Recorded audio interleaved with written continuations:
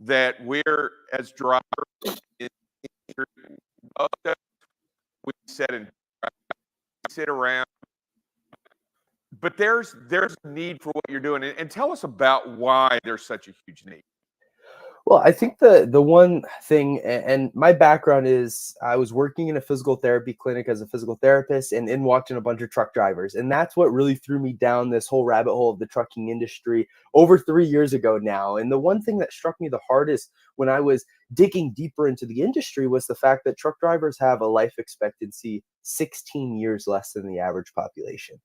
Like 16. I literally could not even imagine losing almost 2 decades of my life just because of my career choice. And when you add on top of that, the fact that truck drivers have the highest rates of obesity and diabetes compared to any other occupation in the United States, there's just a lot of things that just are a snowball effect that create a culture within the industry and also create this mindset for a lot of drivers that it feels as though this is just part of my job description. This is what I'm signing up for. And there's, it's not worth me even trying for it. And so that is what we're fighting against, is coming and saying, look, your career does not have to define your health.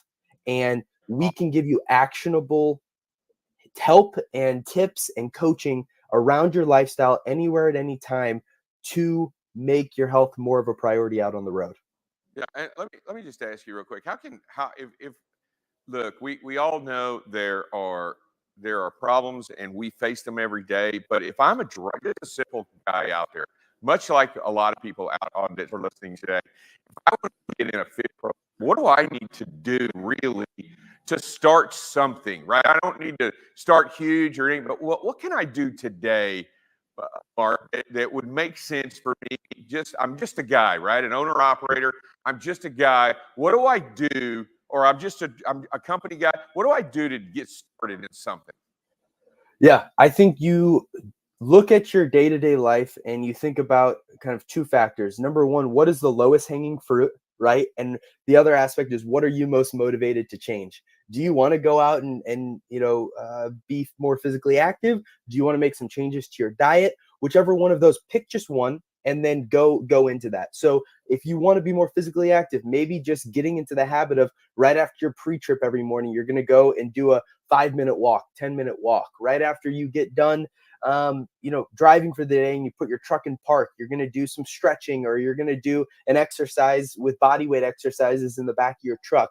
But it can be 5 minutes. That's all you need to do to start, right? And then on the nutrition side of things, it's, maybe start with eating one serving of fruits or vegetables, instead of picking, the Snickers bar, or the Twinkie at Love's, grab some of the apple slices, or grab some of the grapes from there, or grab, a healthier option like a protein bar instead. And so I think those types of small changes where it's not changing what your day-to-day routine looks like, but it's just, instead of going down aisle 3, you're going down aisle 4 and grabbing the healthier option. That is where I think the best starting place is.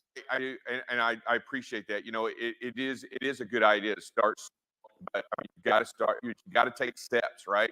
You can't do this journey unless you start off at least one step. Let me ask you a quick question, because I want to get into this, and I'm going to lead this. A lot of our health with obesity and this not movement creates chronic problems, right? It creates chronic health issues over time. It's not something that happens overnight, but it can help lead to diabetes, right? It can help lead to some of these chronic issues that we are facing that help attribute to that loss of life later on in years. Can it speak to that and what you're intending on doing about these chronic issues? Yeah, so we are actually now starting to move more into the chronic disease management or prevention side of things. And so focusing on helping drivers who are pre-diabetic, who are so tiptoeing their way towards potentially having type 2 diabetes, people who are type 2 diabetic but not knowing how to manage it on a day-to-day basis, and also hypertension, and also some musculoskeletal aches and pains that people have out on the road. And so what I've recognized was, as I got deeper and deeper into the industry, was, there was these health conditions like diabetes, like like heart disease are really deeply embedded into the trucking industry. And like I mentioned earlier, some of the highest rates from an occupational standpoint. And when you look at it from like a 30,000-foot view, 7 out of every 10 Americans die from a chronic disease, right? And so these are these things that, when it comes to that 16-year life expectancy, these are the things that are a really large percentage of why that stat even exists. And so if we can get ahead of them, help them manage it or help them prevent it in the first place, I think we really start pushing the needle. And then from an industry standpoint, 86% of all healthcare costs in the United States are directly associated to chronic diseases. So if we can help them manage those conditions, we can really save the industry a lot of money on the healthcare costs. And I'm just going to ask. I mean, and I'm excited about that you're doing this, because truly, what I believe is that if you're out there and if you're helping drivers be healthier, you're also helping with retention, right? You're also helping to create to solve some of the driver shortage issues that we all talk about, and we all do, because if you make them healthier and you help make them healthier, because I believe it's all of our responsibility, whether it's me, whether it's you, it's all of us trying to, if I'm about safety, then I need to be about health and safety, right? I need to be about it all in all aspects. And if we all need to get involved in this health crisis in the industry.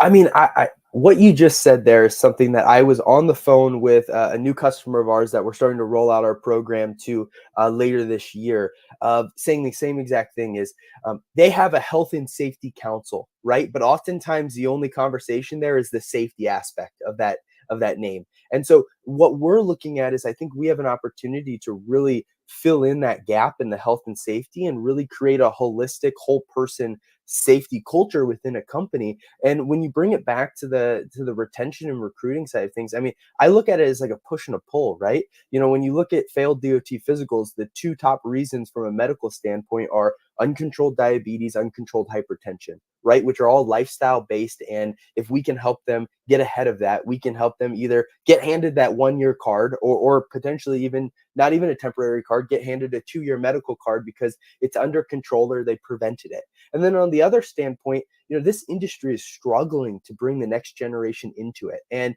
as someone who is in that generation, if I'm looking to potentially be a truck driver and I see the facts that if I get into this career, I have on average a 16-year life expectancy than the average population, that's a hard selling point, right?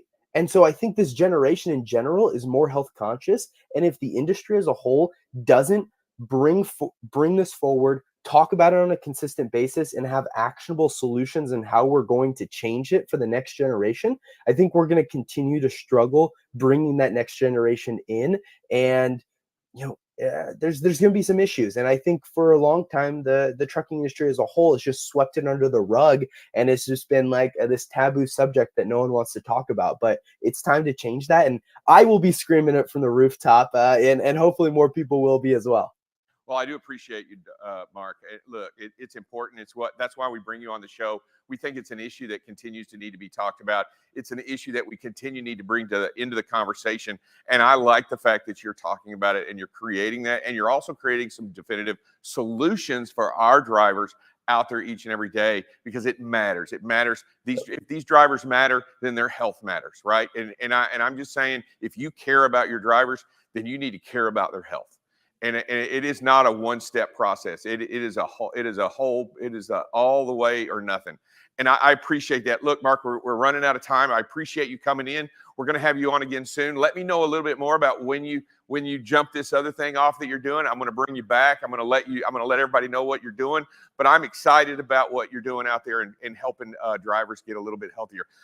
Before we get out of here, you know what you got to do. You got to state your name, who you're with, and that you're watching BCB Live, the safest station in the nation. Can you do that, Mark? Yes, my name is Dr. Mark Manera. I'm the founder of Supply Chain Fitness, and you are watching BCB Live, the safest station in the nation. Appreciate it, Mark. We'll see you later. Thank you. Day. Yeah, thank you. Thank you. Bye-bye. All right.